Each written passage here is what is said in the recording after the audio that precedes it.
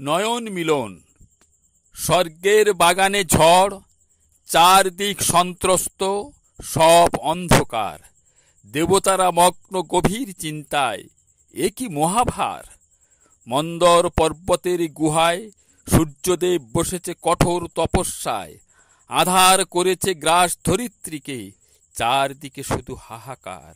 সৃষ্টি কি ধ্বংস হয়ে যাবে, পাবে না নিস্তার। কি জানি কি আছে কপালে, শ্রীহরি চলেছে দিবাকর কুলে।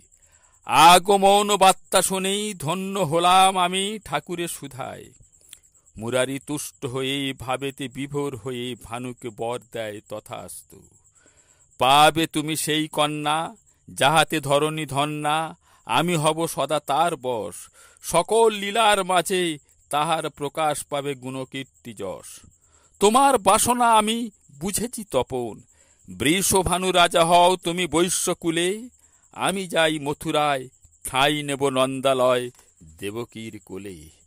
এই কথা স্মরণেই দুই কুল দুজনে করেন বিহার। একদিন বৃষভানু বিবাহ করিল গোপকন্যা কৃত্তিদার।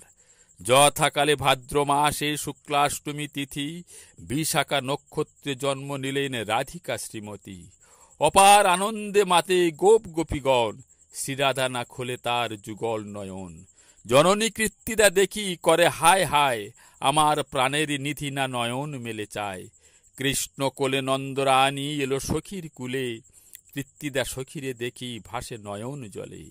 মাতৃকোল ছাড়ি কৃষ্ণ রাধার কাছে যায়, স্পর্শ পেয়ে শ্রীরাধিকা নয়ন মেলে চায়।